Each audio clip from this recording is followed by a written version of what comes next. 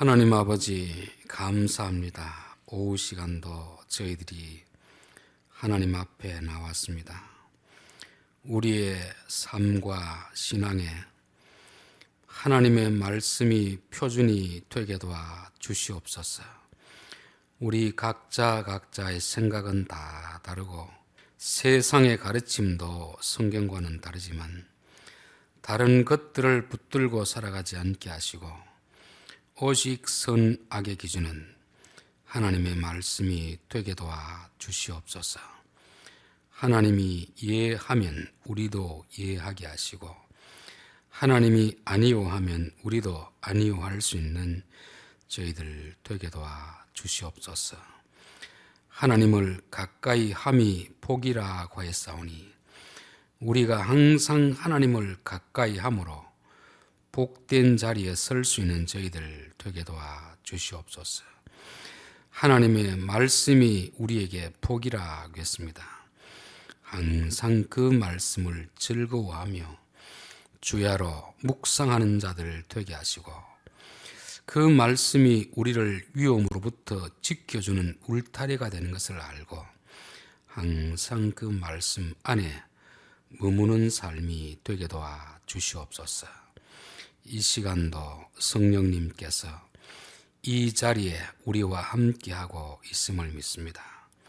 전하는 자의 입술을 들어 사용하여 주시고 듣는 자들의 마음의 귀를 열어 주시기를 원합니다. 예수님의 이름으로 기도하옵나이다. 레위기 10장의 말씀은 설교자들이 가장 하고 싶어 하지 않는 그런 본문 중에 하나입니다. 하루라도 훌쩍 뛰어 넘어가고 싶은 그런 본문인데 또 두 번을 할지 세 번을 할지는 잘 모르겠습니다.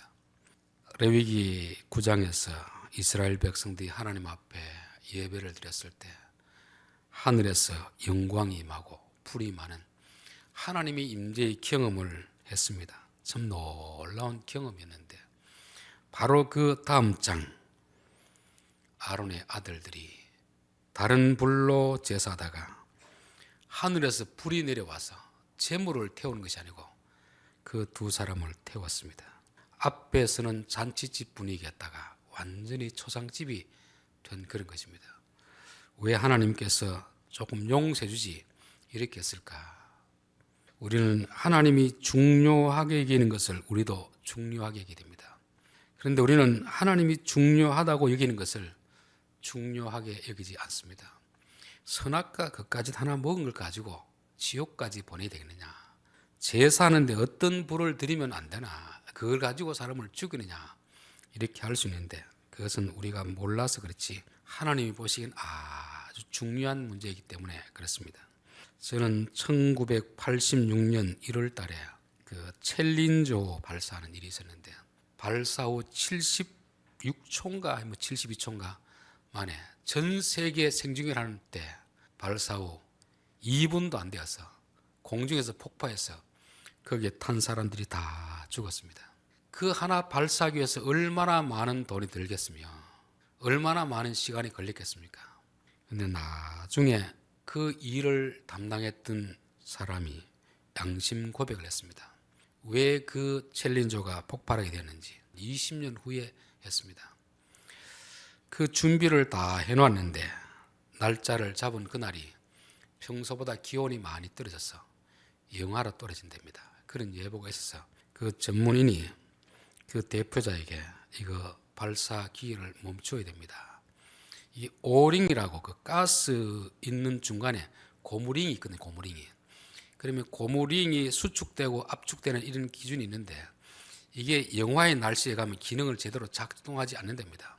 그래서 위험하니까 며칠 미룹시다. 그러니까 위에 최고 책임자는 그게 뭐 중요하냐. 이미 언론 보도 다 해놨고 이미 손님들 오게 되는데 그냥 원한 대로 시행하라. 그렇게 해서 결국은 72초인가 76초 만에 폭발하고 미국은 전 세계 언론에 보도되면서 망신을 당했습니다. 그리고 그 많은 돈 그것에 또 타기 위해서 선발된 사람들이 그곳에 우주선에 올랐거든요. 우주 위에 가지도 못하고 지상에서 몇 미 올라가서 폭발하고 죽임을 당했을 때 그 사람의 목숨은 참 얼마나 아깝습니까? 전문가의 그 경고를 받아들였더라면 그런 사고를 당하지 않았을 텐데 그 경고를 무시했다가 결국 재산상으로 또 애매한 사람이 죽게 되는 그런 일이 일어났잖아요. 그 아마 책임자에게 봤을 때는 그게 무슨 문제가 되느냐 싶지만 전문가가 봤을 때는 충분히 문제가 될 수 있는 상황이었습니다. 저는 성경을 볼 때도 하나님이 이것은 위험하다 하면 우리도 위험하겠구나 생각해야 됩니다. 뭐 내가 실험해 봐야 되겠다. 실험하고 나서도 아무런 사고가 없는 것 같으면 관계없지만 이것은 한번 실험하면 죽음에 이를 수 있는 것 같으면 하나님이 말씀하시면 이해가 안 되더라도 순종해야 될 줄 믿습니다. 롯의 사위가 장인이 하는 그 말을 농담으로 여기다가 멸망해버리잖아요. 그럼 그것이 롯의 사위만 그렇게 하겠습니까? 우리도 그렇게 하겠습니까? 우리도 그렇게 할 수 있잖아요. 오늘 오전에도 살펴봤듯이 욕심은 죄의 뿌리가 된다. 죄의 뿌리. 우리는 가져도 끝이 없는 그 욕망의 노예가 될 때가 있습니다. 그래서 부활해야 하는 자들은 온갖 시험과 올무에 사로잡히게 된다. 항상 우리가 필요를 따라서 구하고 필요를 따라서 사는 것이 참 중요한데 인간의 마음속에 있는 욕망은 끝이 없습니다. 사단은 그것을 계속 부추기게 잖아요. 우리 그래서 사단의 말을 따라가면 평생 욕망의 노예가 되어 살다가 인생을 마감할 수밖에 없는 것입니다. 교만도 우리는 단지 성격 탓이라는데 그게 성격 탓이 아닙니다. 사단이 우리에게 욕망을 부추겨서 우리로 멸망하게 하는 것이 멸망하게. 그래서 교만하면 멸망의 앞잡이다는 말이잖아요. 우리는 교만이 별거 아니라고 생각하는데 하나님은 교만은 패망의 선봉이다. 우리가 남들보다 잘 될 때 교만하지 않도록 발버둥을 쳐야 됩니다. 왜냐하면 많이 가진 것이 우리로 하여금 교만하게 하면 높은 지위에 있는 것이 교만하게 되면 그것 때문에 멸망하기 때문에 그렇거든요. 아무것도 없는 사람은 사실 교만해야 교만할 것이 없습니다. 남들보다 많이 가지고 높은 지위에 올랐을 때 남들이 막 박수를 쳐줄 때 자신이 마치 신이 된 것처럼 그런 착각에 빠지지 말라고 성경은 말씀하고 있습니다. 그래서 이런 이야기를 기록해 놓는 것은 우리가 보기에는 별것 아닌 사건인데 하나님이 보시기에는 멸망에 이르는 위험이 있기 때문에 결코 농담으로 여기지 말라. 법계 사건도 마찬가지 아니겠습니까? 분명히 성경에는 법계는 어깨에 메고 가라고 했는데 블레셋 사람들이 수리에 싣고 와도 괜찮던데 굳이 이 무거운 것을 어깨에 멜 필요가 있는가? 결국 수리에 싣고 가다가 그런 사고를 당하잖아요. 아나니아와 삽비라의 사건도 마찬가지입니다. 헌금하는데 좀 속이면 어떠냐? 이거 헌금도 하고 사람들이 알리기도 하고 내 명성도 올라가고 그러면 될 텐데 하나님은 그런 것을 허용하지 않았습니다. 이거는 정말 중요한 문제니까 안 믿는 사람은 멸망할 사람들이니까 넘어갈 수가 있습니다. 믿는 사람들에게는 하나님이 좀 더 엄격한 잣대를 갖다 대는 것이고 이런 일에 대해서는 조심하라 그렇게 하는 것입니다. 결국 10장에서 나답과 아비후가 그것도 대제사장의 아들이 다른 불로 제사를 드리다가 하늘에서 불이 내려와서 하나님 앞에 죽임을 당했습니다. 저는 우리의 삶에도 사건, 사고가 없으면 제일 좋을 텐데 이런 사건은 늘 일어날 수가 있습니다. 우리가 조심하지 않아서 일어날 수도 있고 우리는 아무리 조심해도 다른 사람의 잘못으로 일어날 수가 있습니다. 문제는 그 이후에 어떻게 처리하느냐 그게 문제. 그 이후에 처리하는 게. 왜냐하면 그 이후에 왜 이런 일이 났는가 사건을 조사하고 다음부터 그런 일이 일어나지 않도록 조심하면 앞에 사람은 몰라서 그런 사고를 당하지만 뒤에 사람들은 더 이상 같은 사고를 반복하지 않을 수 있게 된 것입니다. 저는 우리나라에서 세월호 사건을 보면 그런 것 같아요. 그 사건은 근본적으로 문제가 있어서 일어난 사건입니다. 더 중요한 것은 그 이후에 사건을 어떻게 처리하느냐에 따라서 그런 일이 재발될 수도 있고 안 될 수도 있거든요. 그래서 백성들이 그 사건에 대해서 이야기하는 것은 사건이 일어나게 하는 것은 지도자가 일어나는 게 아닙니다. 지도자와 상관없이 일어나지만 지도자는 그 사건을 조사하고 문제를 철저히 파악해서 동일한 사건이 일어나지 않도록 해야 될 조치를 취해야 될 책임이 있는데 그 책임을 감당하지 않으니까 똑같은 사건이 계속 반복되는 것입니다. 그래서 여기서도 이런 사건이 났을 때 하나님이 너희들 이 문제를 제대로 처리하라 그렇게 말씀했습니다. 3절에 모세가 아론에게 이르되 이는 여호와의 말씀이라 이르시되 나는 나를 가까이 하는 자 중에서 내 거룩함을 나타내겠고 온 백성 앞에서 내 영광을 나타내리라 하셨느니라. 아론이 잠잠하니, 즉 하나님의 성전에서 하나님은 자신의 거룩함을 나타내기를 원하고 자신의 영광을 나타내기를 원하는데 사람들은 하나님의 성전에서 자기를 자꾸 나타내려고 하는 자기를 과시하려고 하는 거죠. 이게 얼마나 악한 것인가 성경은 말씀하고 있습니다. 하나님은 그 일하는 자를 통해서 하나님의 거룩한 성품이 드러나기를 원하는 것입니다. 모세가 마지막에 이스라엘 백성들을 보고 이 패역한 놈들아 너무 악하니까 그런 말을 했습니다. 하나님이 모세를 불러서 너는 가나안에 들어가지 마라. 너가 지도자가 된 것은 하나님의 거룩함을 나타내야지 너의 성질을 나타내라고 그렇게 한 것이 아닌데 너는 왜 하나님이 종이 되어서 성질을 나타내느냐. 그렇게 해서 너는 가나안 땅에 들어가지 못하도록 한 것입니다. 저는 목사가 되어서 제일 후회스러울 때가 내 성질을 참지 못하고 화를 낸 그 사건이 제일 제게 마음에 아픔을 안고 있습니다.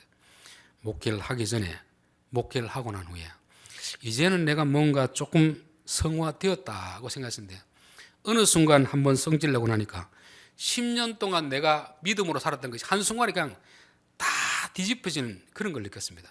그래서 하나님, 어떤 상황 속에서도 저는 화를 내지 않게 없어서 화를 낼 수밖에 없는 상황 같으면 교인들 안 보는데 어디 산에 가서 고함을 지르든지 이렇게 하지 사람들 앞에서 화내지 않게 없었어요. 저는 그래서 노예나 총회에서 자기 의견이 받아들이지 않는다고 고함 지르고 하는 사람 보면 저 사람이 과연 하나님을 믿는 사람일까? 저 사람이 집안에도 어른들이 있으면 아무리 성질낼 일이 있더라도 참아야 되는 것이 예의거든요. 예의. 하나님은 그 성전에 계시니 온 땅은 그 앞에서 잠잠할지어다. 그 말이 왜 그렇겠습니까? 성질 내지 말라는 게 아니고 하나님 앞에서는 하나님을 좀 두려워하는 것입니다. 그래서 내가 내 거룩함을 드러내는 장소가 성전인데 왜 거기서 너의 성질을 내고 왜 거기서 너의 영광을 나타내려고 하느냐. 그래서 이게 앞에서 일하는 사람들이 범할 수 있는 가장 큰 죄이면서 가장 쉽게 범할 수 있는 것입니다. 마귀가 예수님께 와서 성전 꼭대기 가서 한번 뛰어내리십시오. 그러면 성전에 그때 많은 사람들이 모여있을 때 섣불리 뛰어내리면 안 다치면 이야 역시 하나님 아들입니다. 박수를 칠 거 아닙니까? 그러면 다 당신을 따를 것인데 예수님 뭐라고 합니까? 너 왜 하나님 시험하려고 하느냐? 뛰어내리면 죽도록 만드는 것이 하나님의 법칙인데 하나님의 아들이라고 하나님이 그를 두겠느냐? 제사장의 아들이라도 하나님의 법칙을 어기면 그 자리에서 죽이는 것이 하나님인데 하나님의 아들이라고 해서 하나님이 정하신 법칙을 어기면서 살도록 바란다는 것은 하나님을 시험하는 것이다. 그렇게 말씀하고 있습니다. 그래서 항상 우리는 하나님 앞에서 하나님 나를 드러내고 싶은 이 욕망을 절제하게 없었어요. 하나님만이 나를 통해서 드러나게 하옵소서. 그런 기도를 해야 될 줄 믿습니다. 자, 4절 모세가 아론의 삼촌 우시엘의 아들 미사엘과 엘사반을 불러 그들에게 이르되 나와 너희 형제들을 성소 앞에서 진영 밖으로 메고 나가라 하며 그들이 나와 모세가 말한 대로 그들을 옷 입은 채 진영 밖으로 메어내니 이 사건에 대해서 아론과 그의 아들들은 관여하지 말고 그의 삼촌의 아들들, 조카들이 너희들이 와서 하라 되어 있습니다. 왜냐하면 이 문제에 대해서 자기 가족의 문제 같으면 사람이 아무리 공의롭게 하더라도 자기 가족의 문제 앞에서는 팔이 안으로 굽는다고 굽을 수밖에 없거든요. 그래서 재판할 때도 보면 그렇습니다. 자기 가족이 연관된 문제 같으면 그 사람은 그 사건에서 배척되는 배척. 아무리 공정히 한다 하더라도 불이할 수밖에 없기 때문에 그 사건에서는 배척되는 거죠. 그래서 노예에서 어떤 문제를 할 때 사건 당사자가 뭐 자꾸 발언하면은 당신은 재척 사유했기 때문에 발언할 수 없습니다. 본인 해당자들은 그 사건에 관여하면 안 된다는 거죠. 여기서 보면 자기 아들이 죽었는데 아버지가 아들 편을 들겠습니까? 다른 사람 편을 들겠습니까? 아버지가 같으면 아무래도 아들 쪽으로 기울어질 수밖에 없습니다. 이걸 보면 하나님 도대체 얘가 뭘 잘못했길래 이렇게까지 처벌하십니까?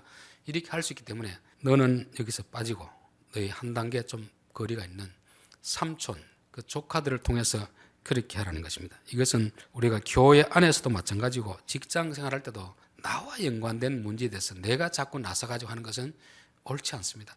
국회의원들이 어떤 법을 세우고 만들 때에도 자기 땅에 있는 자기 건물인 그쪽에 뭘 개발하려고 하면 사람들이 뭐라고 하겠습니까?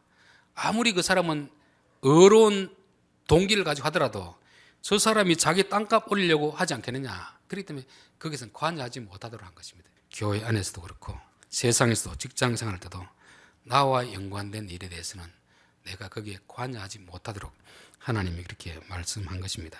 또 이것은 공인의 자세입니다. 공인의 자세. 우리의 삶에서 장례 지내는 것보다 더 중요한 건 없잖아요. 어떻게 보면 결혼식, 장례식이 가장 중요한 일 아닙니까? 그래서 회사에서도 부모 상을 당했으면 그 며칠간 휴가를 줍니다. 아무리 회사는 바빠도 부모의 장례를 당하면 또 자식이 먼저 죽으면 그만큼 휴가를 준 이유가 인생에서 가장 중요한 문제입니다. 그러나 하나님은 너희들은 이 일에 관여하지 말고 모세가 아론과 그의 아들 엘르아살과 이다말에게 이르되 너는 머리를 풀거나 옷을 찢지 말라. 그리하여 너희가 죽음을 면하고 여호와의 진노가 온 회중에게 미침을 면하게 하라. 오직 너희 형제 이스라엘은 온 족속은 여호와께서 치신 불로 말미암아 슬퍼하신 것이니라.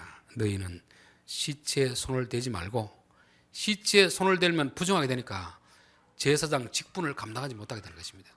그러니까 너희들은 이 일에서 빠지라는 것입니다. 자식이 죽었음에도 불구하고 이 일에 관여하지 말고 너희들이 해야 될 공적인 일이 있다는 것입니다. 마태복음 8장에 보면은 제자 중에 또 한 사람이 이르되 주여 내가 먼저 가서 내 아버지를 장사하게 허락하옵소서. 예수께서 이르시되 죽은 자들이 그들의 죽은 자들을 장사하게 하고 너는 나를 따르라 하시니라. 공인과 일반인은 분명히 하나님께서 명확하게 구분시켜 놓고 있습니다. 일반 사람들은 부모 장례 지낸 것이 어떻게 보면 가장 중요한 일입니다. 공적인 인물은 부모 장례보다 공적인 일이 더 우선한다는 것을 말씀합니다. 외전에 이제 목회자들이 부흥회를 가면 부흥회 잡아놓고 기간 중에 집안에 어머니나 아버지가 돌아갔다는 그런 소식을 들어도 집회가 끝날 때까지 가지 않습니다. 세상 사람들에게는 불효자라는 소리를 듣더라도 교회 안에 어떤 행사 내놓고 개인적인 일 때문에 그 일을 두고 가면 하나님께서 싫어하기 때문에 집회를 다 마칠 때까지 하고 그 다음에 가서 장례 지내는 그런 이야기를 들었습니다. 이게 공인이 해야 될 때도다. 공인이 해야 될 때도. 이것은 교회 안에도 마찬가지고 세상에도 마찬가지입니다. 세상에 어떤 재난 사고가 나면 시장이나 시의원들 이런 사람들을 만사를 제쳐놓고 그 현장으로 가야 됩니다. 그런데 오늘은 토요일이니까 쉬는 날이니까 집에 가서 쉬고 있다면 그런 사람들은 공직에서 내려와야 됩니다. 그렇게 할 것 같으면 공인이 될 필요가 없거든요. 공인은 내 가족도 중요하지만 전체가 중요하기 때문에 항상 이것을 우선해야 됩니다. 적어도 어떤 사회에서 공인으로서 많은 사람들을 위해서 다스리는 자가 되면 더 큰 일을 위해서 감당하기 위해서는 그렇게 하라는 것입니다. 여기서도 너희 옷을 풀거나 슬퍼하지 말라. 자식이 죽었음에도 불구하고 그 시체에 손을 대지 말고 너희 공적인 일을 계속해 나가라는 것입니다. 그리고 자식이 죽었는데 슬퍼하지 말라는 것은 이 일은 하나님이 내리신 재앙인데 슬퍼하면 누가 누구를 탓하는 일이 되겠습니까? 하나님을 탓하는 일이 되잖아요. 하나님 왜 우리 아들을 죽게 하십니까? 그러면 누가 누구보다 더 어렵습니까? 자기가 하나님보다 더 어려운 자가 되잖아요. 하나님은 정하신 법칙을 따라서 세상을 공의롭게 심판하는데 하나님 그렇더라도 대제사장 아들만큼은 봐줘야 되지 않습니까? 그렇게 생각할 수 있는데 그거는 안 통한다. 법을 집행하는 자가 더 공의로운 자가 되어야지. 하나님이 분명히 너희 아들이 잘못했을 때 죽을 죄를 지어서 징계를 했는데 너가 왜 거기서 그런 생각을 하느냐. 그런 행동을 하지 마라. 마음으로는 슬퍼할 수 있더라도 그런 행동을 하지 마라. 그렇게 말씀하고 있습니다. 저는 외전에 우리 역대 대통령 중에서 아들이 감옥에 가는 그런 일이 있었습니다. 그 부모의 마음이 어땠을까. 그 당시 같으면 대통령의 권한이 엄청 센 자리였잖아요. 그러면 그를 수사하는 수사관이나 검찰들을 충분히 말 한마디로 해가지고 하지 말라고 할 수 있을 것입니다. 그런데 자기가 대통령이니까 자기 아들의 문제라도 잘못했으면 감옥에 보내도록 허용하는, 그걸 보면서 이분들이 뭐 잘하고 못하고를 떠나서 이런 점에서는 잘했구나. 적어도 백성 위에서 통치하는 자는 법의 균형이 모든 사람들에게 공정하게 적용되도록, 대통령 아들이라도 잘못하면 감옥 가는 걸 보여주는 그런 역대 대통령 모습 보면서 이 공직자는 이런 자세를 가져야 된다. 여기서도 대제사장은 자신의 아들들이 잘못해서 하나님이 벌을 내리는데 거기에 대해서 원망해도 안 되고 울면서 이렇게 해서도 안 된다는 것입니다. 하나님의 내리신 처분에 대해서 담담하게 받아들이라는 걸 말씀하고 있습니다. 다윗이 밧세바와 강간을 우리 합의해서 했는지 모르지만 자식이 태어났습니다. 하나님이 그것을 싫어해서 그 아들을 병들게 했습니다. 다윗이 하나님 앞에 간절히 기도했습니다. 일주일을 금식하면서 기도했습니다. 그런데 신하들이 뭔가 자기들끼리 수군수군한 이야기를 들어보니까 너희들 무슨 소리 하고 있느냐 물어보니까 아들이 오늘 죽었습니다. 그랬습니다. 신하들은 왜 그렇게 보고를 하지 못했냐 하면은 살아있을 때도 저렇게 절망적으로 하나님 앞에 기도한 다윗이 죽었다는 이야기를 전하면 어떤 표정을 지을까? 모든 삶의 의욕을 다 잃어버릴 게 아닌가? 그렇게 생각하고 전했는데 아들이 죽었다는 이야기를 듣고 다 짐 자리를 걷어치우고 목욕하고 맛있게 식사하는 것입니다. 왜 이렇게 하겠습니까? 이는 하나님의 처분에 대해서 전혀 불만을 나타내지 않는 것입니다. 하나님이 아직까지 살려주셨을 때는 한 번 마지막 기회에 호소를 했지만 하나님이 뜻을 굳히고 데려갔을 때는 하나님이 이것이 하신 것이 하나님이 하신 일이라면 제가 여기에 대해서 더 이상 토를 달지 않겠습니다.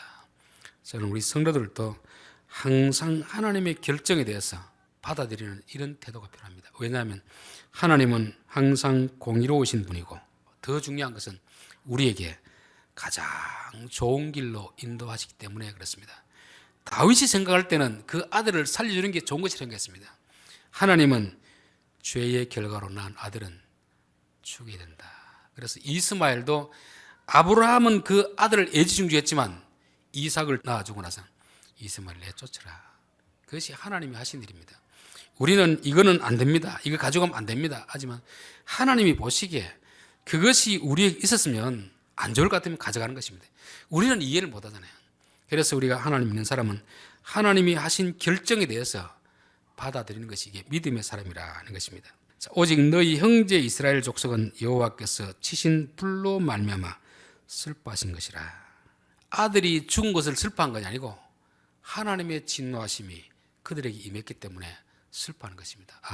우리가 좀 더 정신을 차렸더라면 이런 일이 일어나지 않았을 텐데 정신을 차리지 못해서 그러니까 다음부터는 이런 일이 일어나지 않도록 회개하는 그런 눈물을 흘리라는 것입니다. 자, 8절 여호와께서 아론에게 말씀하여 이르시되 너와 네 자손들이 회막에 들어갈 때 포도주나 독주를 마시지 말라. 그리하여 너희 죽음을 면하라. 이는 너희 대대로 지킬 영원한 규례니라. 아론의 아들들이 왜 다른 불을 가지고 들어갔을까? 그것을 여기서는 그들이 독주를 마셨기 때문에 분별을 못하는 거죠. 이 일을 하면 어떻게 되는지 결과가 되는지 잘 못하는 것입니다. 저는 남자들이 술을 먹으면 왜 사고를 많이 칩니까? 정상적일 때는 이 일을 하면 안 되는 줄 압니다. 하면 위험한 걸 압니다. 근데 술을 마시고 나면 분별이 안 돼요. 이 일을 저질렀을 때 어떤 결과가 내게 닥칠지 이게 분별이 안 되는 것입니다. 하나님의 성소에 들어갈 때에도 술에 취해서 들어가면 하나님이 무엇을 싫어하고 무엇을 기뻐하는지 이 분별이 안 된다는 것입니다. 그래서 술에 취해서 들어가지 마라 그렇게 말씀하는 것입니다. 여기에 술이라는 것은 단지 오늘날 우리가 말하는 그런 술일 수도 있지만 또 우리가 어떤 것에 빠져 있을 수 있는 그게 술이 될 수도 있습니다. 어느 목사는 낚시를 너무 좋아해가지고 한참 낚시를 하고 있는데 어디서 종소리가 들리길래 오늘 왜 종소리가 들리는가 알아보니까 수요 예배인데 그것도 모르고 낚시란 술에 취해가지고 그 일을 못하게 되는 것입니다. 그래서 저는 목사들은 취미생활도 정도껏 돼야지 너무 빠져가지고 목회에 방해를 받을 것 같으면 그것도 술이 취했겠구나. 어떤 사람은 바둑을 너무 좋아하면 교인들 보면 온통이 바둑 알로 보인답니다. 여기 흑집 맷집, 여기 백집 맷집. 이게 뭐냐면 바둑이라는 술에 취해 있는 것입니다. 돈에 빠져도 마찬가지겠죠. 하나님보다 더 사랑하는 것이 우리로 하여금 판단을 흐리게 하면 그게 술이 되는 것입니다. 우리는 하나님 앞에 갈 때 하나님, 내가 취한 술은 무엇입니까? 나는 어떤 술에 빠져 있습니까? 늘 그런 기도를 해야 될 줄 믿습니다. 10절 그리하여야 너희가 거룩하고 속된 것을 분별하여 부정하고 정한 것을 분별하리라. 술에 취하면 안 되는 이유가 이게 똥인지 된장인지 구별하지 못하기 때문에 그렇습니다. 저는 예전에 처음에 이제 목사가 되었을 때는 참 웃기는 목사들을 참 부러워했습니다. 왜냐하면 요즘 추세는요, 내용보다 더 중요한 것이 재미가 있어야 되거든요. 설교를 해도 웃겨야 사람들이 인기가 있습니다. 사람들을 웃겼다, 울렸다는 이렇게 해야 강의를 하든지 설교를 하든지 재미가 있고 인기가 있습니다. 아무리 배우려고 해도 그게 안 되더라고요. 이것도 타고난 끼가 있어야 되지 그냥 섣부르게 웃기려고 하면 오히려 더 어색합니다. 그래서 이게 내게 준 게 아니구나 그렇게 생각하고 포기하고 나중에 보니까 설교 자리는 웃기는 자리가 아니구나. 설교 자리는 영적인 전쟁의 시간입니다. 성도들 안에 있는 잘못된 것을 칼로 자르고 끄집어내는 시간이거든요. 그러면 성도들은 내 안에서 안 잘리려고 몸부림 시간이고, 목사는 말씀에 칼을 가지고 찔러내고 들추어내고 그거를 드러내고 하나님 말씀을 늘리는 이런 수술 시간이기 때문에 그런 시간에 웃고 있을 시간이 되겠습니까? 여러분, 병원에서 의사가 지금 환자를 놓고 수술하는데 자기들끼리 히닥거리고 잡담하고 있으면 그게 수술이 되겠습니까? 자기 성령하는 사람이죠. 자기 성령한다고 누워있는데 나중에 보니까 이상해가지고 그 다음부터 녹음을 했답니다. 그러니까 자기 어떤 신체의 부위를 보면서 자기들끼리 히닥거리고 하는 거 보고 나서 너무 수치심을 느꼈다고 하는데, 전 그걸 보면 수술실에도 CCTV를 설치해야 되겠구나.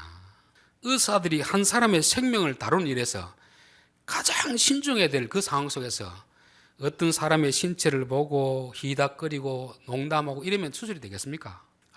설교 시간도 영적인 수술 시간이다. 그래서 저는 이제 설교 시간에 막 히닥거리고 웃고 억지로 웃기려고 하는 걸 보면은, 저 사람이 설교 시간이 어떤 시간인지 모르구나. 선악을 분별해야 될 시간인데 웃고 농담하고 이렇게 해서 어떻게 선악을 분별하게 되겠습니까? 의사가 정신을 차리면 한 사람을 살릴 수 있는데 농담하고 웃다 보면 산 사람이 사람을 죽이는 거잖아요.